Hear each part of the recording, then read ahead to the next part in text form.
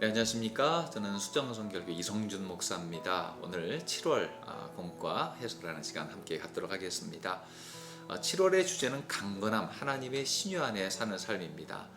우리 교재가 우리 네 부분으로 된 거 아시죠? 1에서 3월까지는 중생, 4월에서 6월까지는 성결, 그리고 7월에서 9월까지는 신유의 주제로, 그리고 마지막에는 재림의 주제로 하게 되는데요. 우리 7월 강건함, 이 신유의 첫 번째 주제가 됩니다.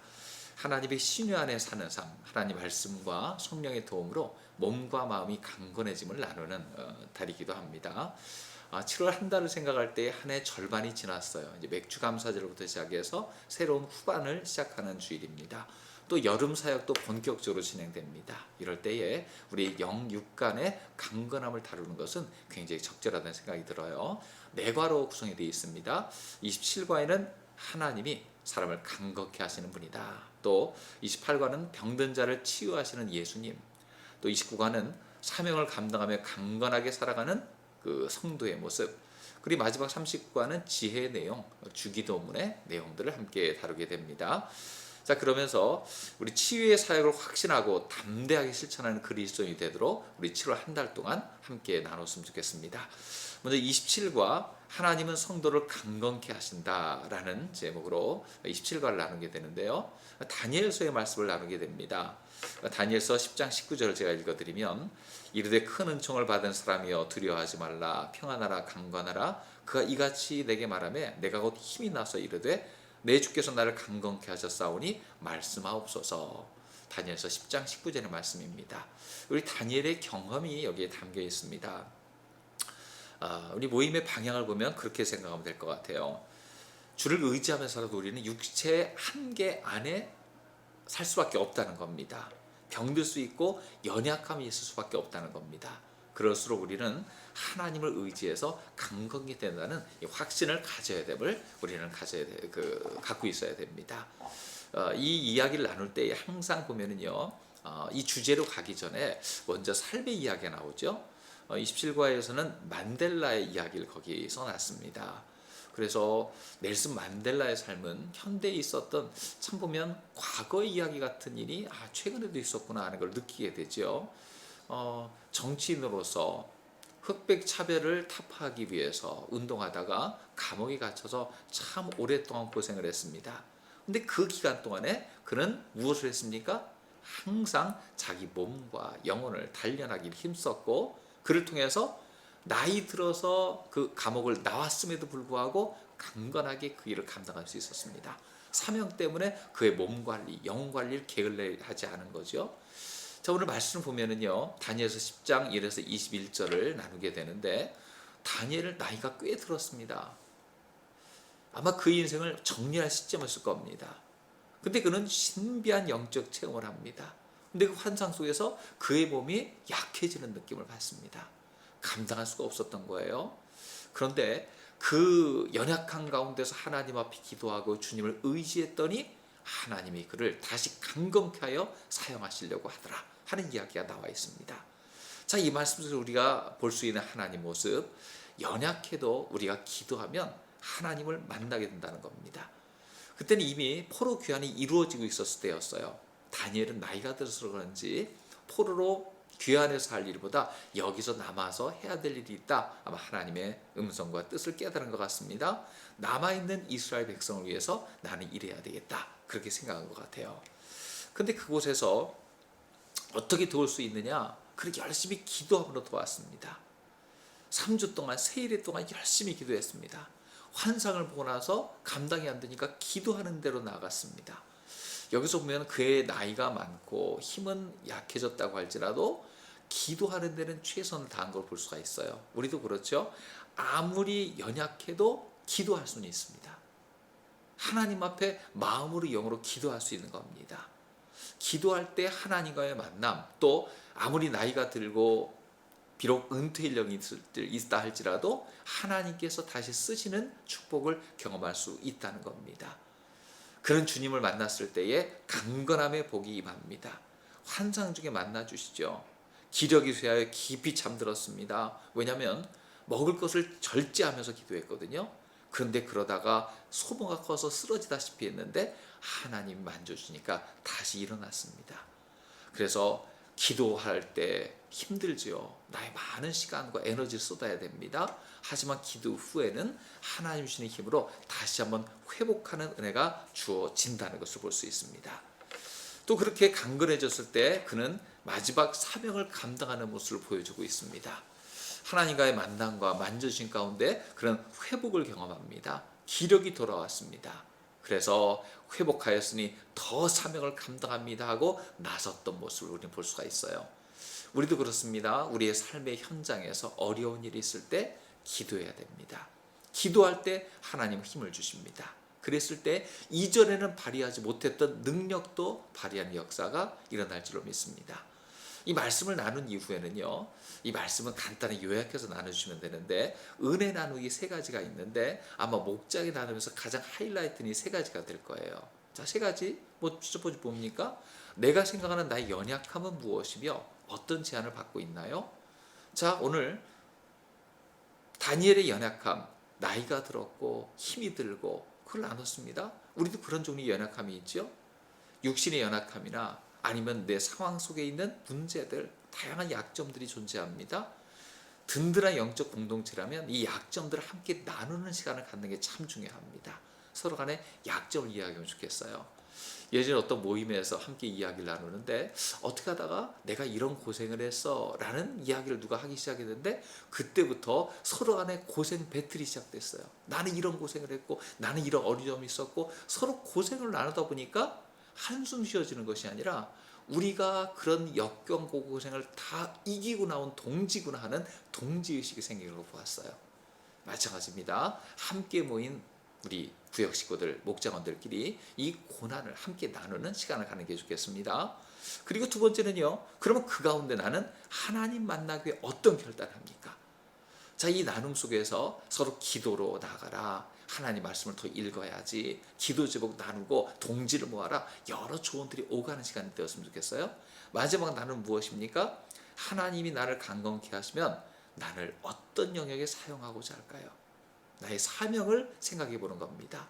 하나님이 나에게 힘 주시면, 능력 주시면, 나의 기도 제목 응답해 주시면 나는 그때부터 이런 일에 쓰임 받겠습니다 하는 나눔. 이 나눔이 있은 이후에 그때 나눴던 걸 가지고 함께 서로 기도하고 대표 기도하고 마치면 좋을 것 같습니다.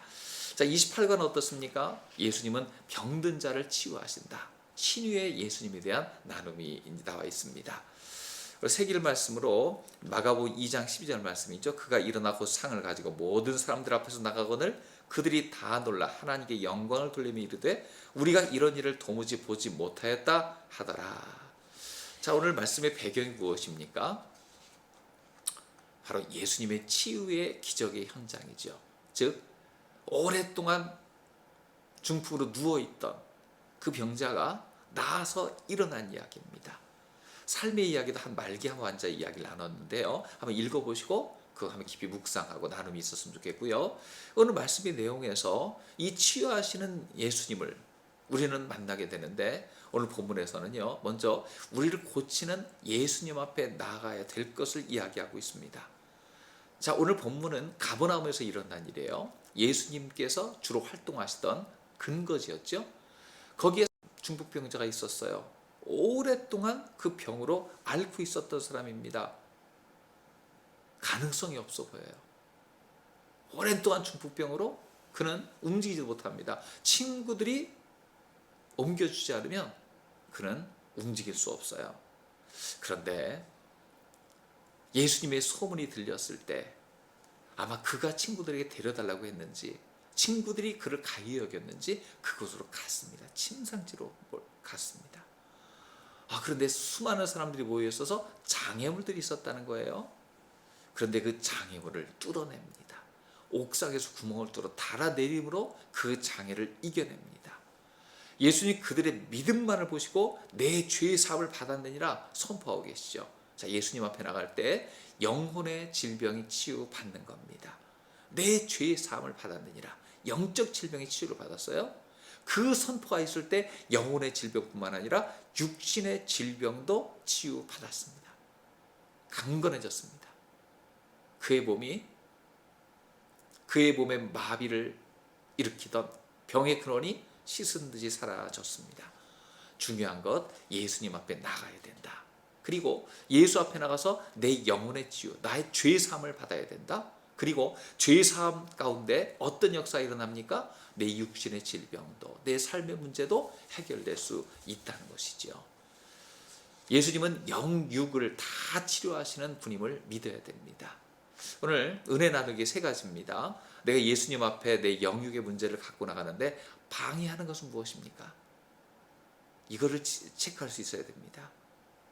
예수님 앞에 나가서 방해하는 게 무엇입니까? 나의 직장일 수도 있고요, 가진 재물일 수도 있고요, 아니면 나의 시간을 늘 파먹는 핸드폰일 수도 있습니다. 이 문제를 같이 한번 나눠왔으면 좋겠어요. 또 두 번째, 내 영혼이 약해져 있다면 그 원인은 무엇이며 처방은 무엇입니까?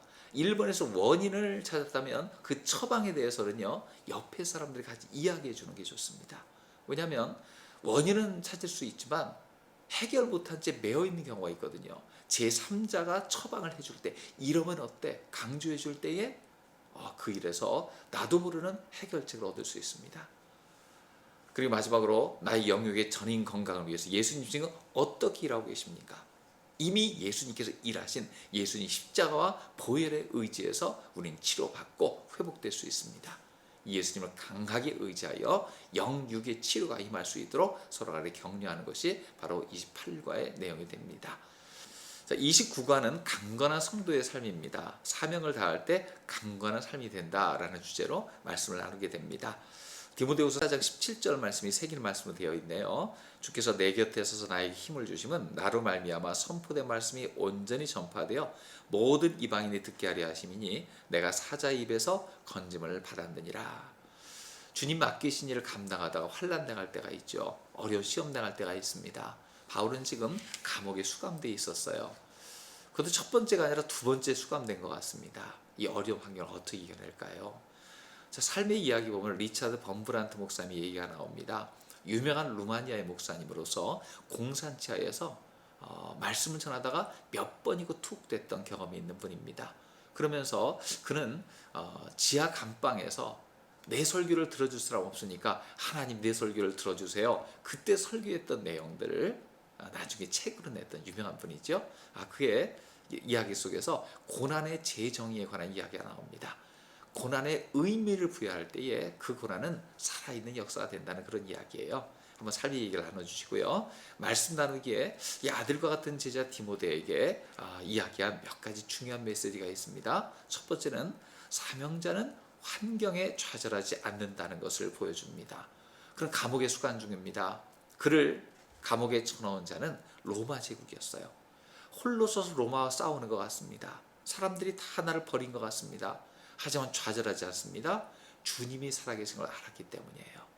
또 그는 주님이 주신 힘으로 사명을 붙들게 됩니다. 내가 이 감옥에 있어도 하나님 날 떠나지 않으시고 내 좌편에 내 좌우에 계시다, 이걸 알았거든요. 내 곁에서 힘을 주신다 고백했거든요. 그렇기 때문에 그는 하나님을 의지해서 그 환경에 짓눌리지 않았습니다. 하나님이 새 힘을 주셨기 때문이죠. 그래서 성도는 천국 소망 갖기에 누구보다도 담대합니다. 바울의 2차 투옥, 이제 하나님 나라에 갈 때가 가까웠어요. 그러면 그는 좌절했겠습니까? 즐겁게 살지도 못하다가 하나님 나라 간다고 원망했겠습니까? 그렇지 않습니다. 오히려 천국에 대한 강력한 소망이 그에게 다가왔습니다. 끝이 있음을 알았을 때에 낙심하는 것이 아니라 마치 경주를 하는 사람이 결승점이 보일 때에 거기서 힘을 잃어서 천천히 가는 것이 아니라 이제 마지막 때가 왔다, 더 힘을 내어서 막판 스퍼트를 하는 것처럼 바울은 안식이 있고 상이 있고 쉼이 있다라는 걸 알기 때문에 더 열심히 충성하며 메시지를 남기며 이 사명을 감당하도록 디모데를 권면하고 있습니다. 이 말씀에서 은혜 나누기 세 가지가 있습니다. 나의 달려갈 길을 방해하는 내적 외적 환경은 어떤 것입니까? 하는 질문이 있죠. 자, 핑계 없는 무덤 없다는 말이 있어요. 여러 핑계들이 존재해요. 문제들이 존재해요. 하지만 그 문제들을 꺼내 놓는 것이 해결의 시작입니다. 서로 꺼내놓도록 열린 마음으로 꺼내놓고 이 문제를 함께 다루는 시간을 가졌으면 좋겠어요. 그리고 두 번째, 하나님 주시는 힘으로 난관을 극복한 사례들을 나눠보세요. 간증을 나눴으면 좋겠습니다. 나도 이때 참 힘들었는데 이렇게 이겼어. 그때 이런 일이 있었는데 그때는 정말 앞이 깜깜했는데 하나님이 도와주셔서, 이런 나눔이 꼭 필요하죠. 그리고 마지막, 천국에 대한 소망을 이야기하고 격려하는 시간을 갖습니다.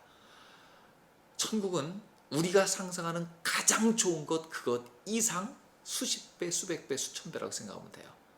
내가 생각하는 천국, 내가 생각하는 가장 큰 행복에 대해 나눠보고, 천국은 무엇이라도 그보다 이상이야 라는 것을 이야기하면서 서로 격려하고 위로하는 시간을 가졌으면 좋겠습니다.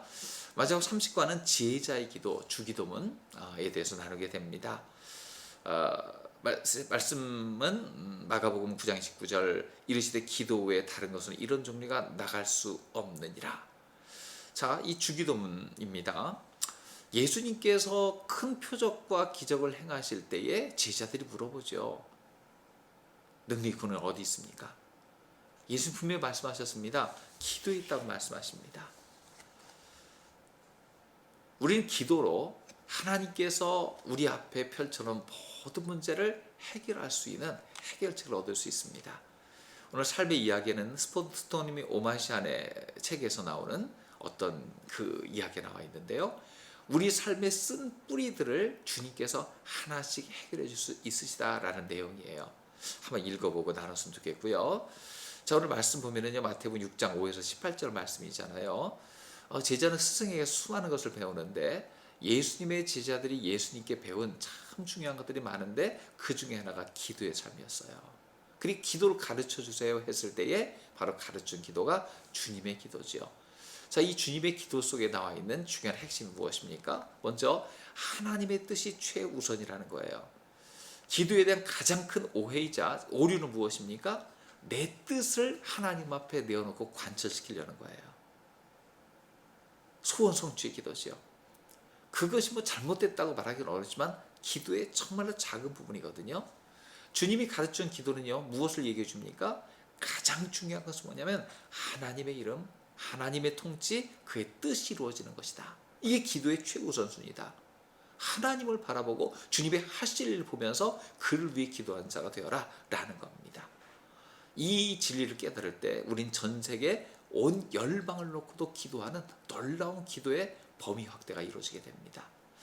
두 번째로, 개인의 필요는 그 다음이라는 거예요. 예수님 우리의 인생의 문제, 우리의 필요를 다 알고 계십니다.